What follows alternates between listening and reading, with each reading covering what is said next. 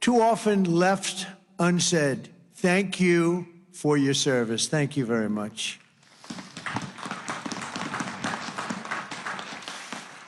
And we want to also say thank you for carrying America's fate on your strong, very broad, and proud shoulders. Each of you has earned the respect and the gratitude of our entire nation. We love you, we salute you, and we will never forget what you have done to keep America safe, sovereign, and free. Thank you very much.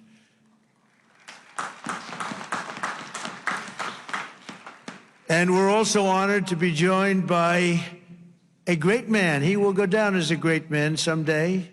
Speaker Mike Johnson. Speaker. Wherever you may be, Speaker. We love you, Speaker. There he is, right there. Good. Got a good location. He always gets a good location. And congratulations to you and to John and to everybody on a very big victory. We're opening up our country. Should have never been closed. Should have never been closed. I want to thank Secretary Doug Collins, who's outstanding, just done a fantastic job for the veterans. We have a 92% approval rating. We took that up from 38% from a certain previous administration that we won't mention. Also, Secretary of War, we like the sound of that better than the other. Secretary Pete Hegseth. Pete, thank you very much. Thank you, Pete. Great job. Our great Attorney General, Pam Bondi. Pam, thank you very much. Thank you. Secretary Doug Burgum. Doug, thank you. Thank you very much for being here, Doug. The #1 energy person anywhere in the world, acknowledged. I was amazed that he took the job and he did it without hesitation. What he gave up, what Doug gave up, what all of them gave up, nobody would ever know. But Secretary Chris Wright, #1 anywhere in the world, acknowledged. And drill, baby, drill, Chris, right? Drill, baby, drill. The energy prices are way down. They're going further. Secretary Linda McMahon. Education, moving education back to the states, Linda, right? Getting it back to the states where it belongs. Secretary Lori Chavez DeReamer.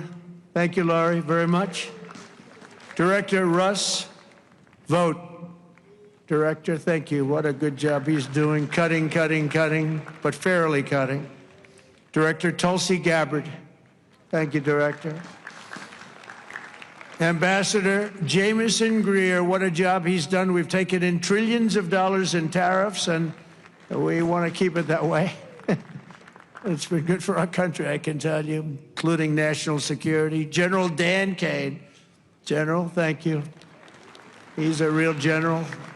And congratulations on wiping out the nuclear capability of Iran in about a matter of seconds once they got there. They traveled a total of 37 hours, but once they got there, they were very quick. And also to many other very distinguished guests. We have an amazing group of people. I'd like to name every one of you, but I think a lot of people would be upset. It's a little cold. The pages of American history are filled with the tales of titans, icons, innovators, and trailblazers who built this country into the greatest, most ambitious, and most prosperous nation the world has ever seen. And we brought it to new levels. I'll tell you, we were going in that direction for a period of time, but we've never been hotter than we are right now. This is the hottest country anywhere in the world. Yet every captain of industry, every pioneer of science, and every star whose brilliance has lit up the lights of Broadway all share one thing in common. They only had the chance to soar because the veterans had the courage to serve. They took care of those people. They took care of all the stars. The stars that you read about wouldn't be here without our veterans.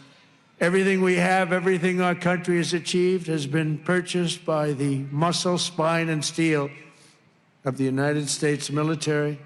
We owe it all to the fierce and noble men and women of the Army, the Navy, the Air Force, Space Force, Coast Guard, and the United States Marines.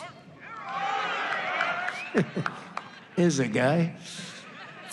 Our service members, our own words, are the greatest possible tribute to their immortal valor.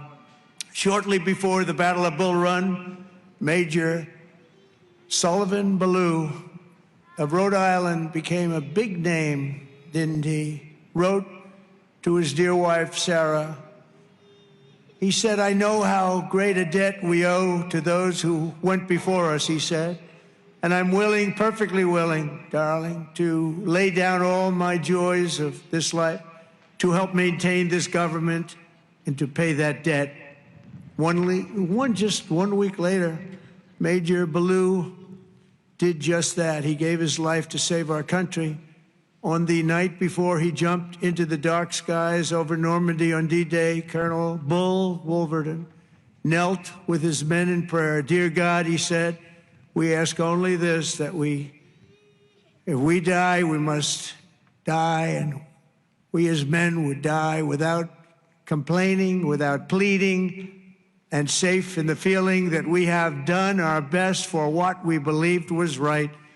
We must do what is right." Colonel Wolverton, too, died for us so bravely in battle. Today, we remember with overwhelming gratitude the more than 1 million American service members who have made the supreme sacrifice and laid down their lives for the good old USA.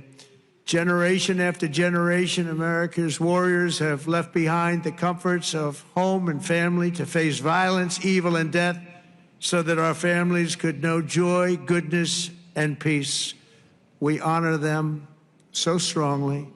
Our heroes have lived through unthinkable nightmares so we could live the American dream, and the American dream is coming back again, stronger than ever before, and you'll see that as the next few years evolve. They have volunteered to give their last breaths to all of us so that we could breathe free.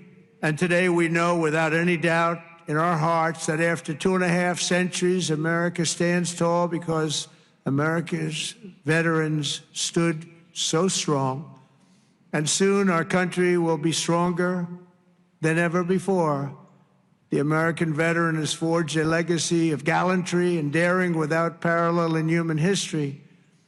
In September 2009, Army Captain William Swenson was driving through the Afghan mountains when his convoy was ambushed by over 60 Taliban insurgents.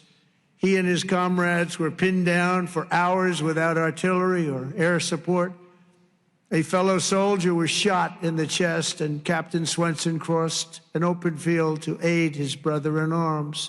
People said, "Don't do it, Captain, don't do it." He did it. When the terrorists closed in around them and demanded their surrender, Captain Swenson threw a grenade at the enemy and rallied his men to break their advance. He then carried the wounded soldiers hundreds of yards to a rescue helicopter before charging back 3 times, back and forth into the fire to save the wounded and bring them home. Even after 7 hours of fighting, he refused to leave any man behind. Retired Lieutenant Colonel William Swenson is here with us in Arlington, and for his actions that day, he proudly wears the Congressional Medal of Honor. Colonel Swenson, thank you very much. Thank you very much, please. Thank you. Thank you very much.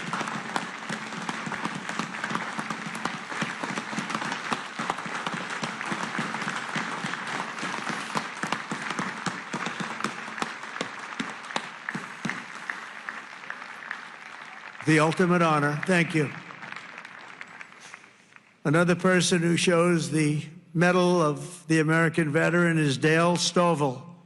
As an Air Force helicopter pilot in Vietnam, Captain Stovall was assigned to rescue a downed American airman deep in hostile territory. Despite the extreme peril, Captain Stovall took off in his HH-53C helicopter and soon came under intense fire, forcing him to turn back. But the captain refused to abandon his mission. The next day, he willingly plunged back into the danger while taking fire from all directions. He didn't have a chance, he felt, but he said, "I got to do it." He rescued the downed American pilot who had been stranded on the ground for 23 days and brought him back home alive, completing the deepest rescue behind enemy lines in the entire Vietnam War. For this and 11 other harrowing rescues, he was a brave guy. Dale received the famous Air Force Cross and the Distinguished Flying Cross and 2 Silver Stars, making him the 4th most combat decorated Air Force Academy grad of all time. He retired as a brigadier general after 31 years of service. General Stovall, you are a legend. Please, thank you. General Stovall. Thank you very much.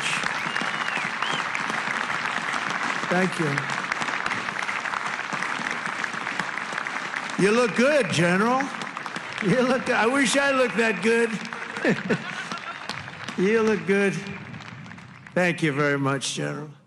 America's warriors never quit, never surrender. They fight, fight, fight, and they win, win, win. That's what we do. We win battles. As you know, today is not only Veterans Day, but it's my proclamation that we are now going to be saying and calling Victory Day for World War I.